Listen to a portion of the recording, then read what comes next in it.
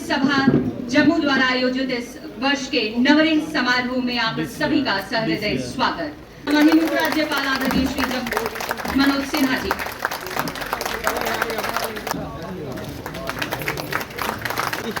नवरेह 2000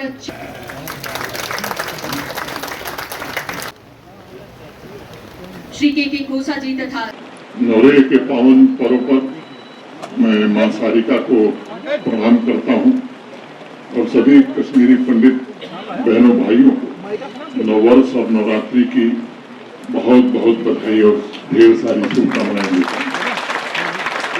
मैं मां सारिका से प्रार्थना भी करता हूं कि आप सभी के जीवन में, हमारी संस्कृति में हर पवित्र दिन की शुरुआत प्रार्थना से ही होती है। मैं समझ की पुकार, इसलिए जब नवरेह की थाल सजाई जाती है तब मां सारिका से मंगल कामना की जाती है कि वह शक्ति, वह प्रचंड प्रकाश जो जीवन का आधार है, जो बिना भेदभाव के सबके ऊपर समान रूप से प्रकट होता है या चमकता है, उसका आशीर्वाद हम सबको प्रदान करें। उसी प्रकार नवरात्र का पहला व्रत रखने से पहले मां दुर्गा के सभी 9 रूपों का ध्यान करते हुए सर्वजन के कल्याण की प्रार्थना भी की जाती है।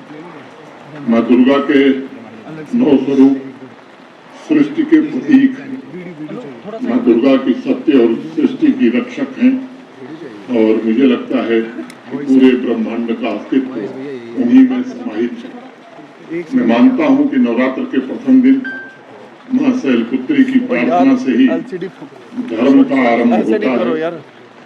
नवरेह और नवरात्रि का ये पावन अवसर हमें याद दिलाता है कि मां की प्रार्थना से आस्था को बल मिलता है और इंसान के जीवन में नई आशा का संचार।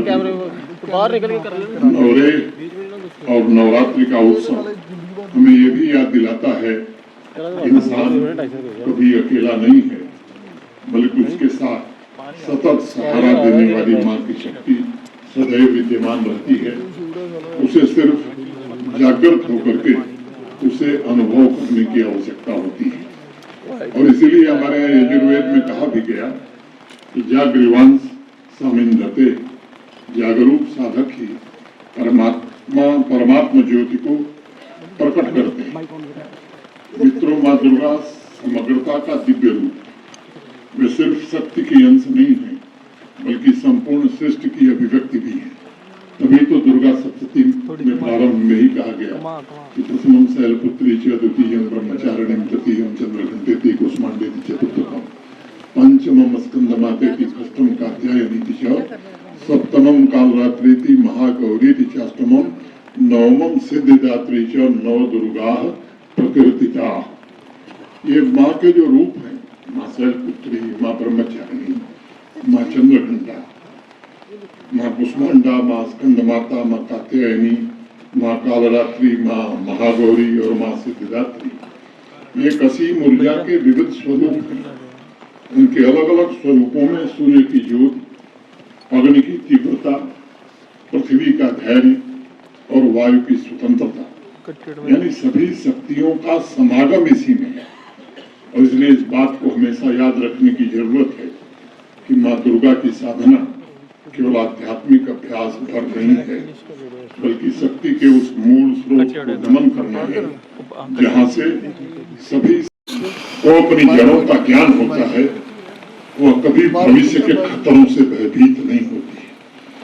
वो हर चुनौती का सामना स्पष्टता, आत्मविश्वास और एक व्यापक जिम्मेदारी से गहरी जुड़ी पीढ़ी सिर्फ जम्मू कश्मीर नहीं बल्कि भारत की वास्तविक उत्तराधिकारी ही नहीं बनेगी, बल्कि वह उसे एक नया आकार देगी, सुदृढ़ करेगी और ऐसे समृद्ध भविष्य की ओर ले जाएगी जो विकसित भी होगा और स्थायी भी होगा।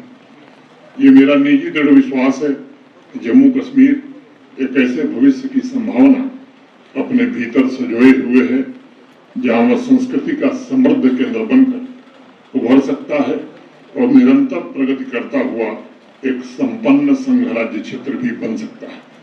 मैं मानता हूं इस सपने की मसाल जब हम नई पीढ़ी के हाथों में सौंपेंगे तभी ये सपना साकार हो सकता है।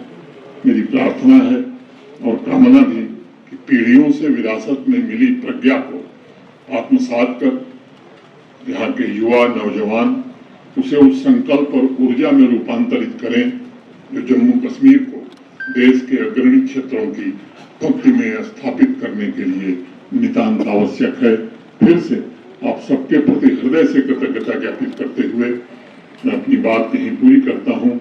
बहुत बहुत धन्यवाद। जय हिंद, जय भारत।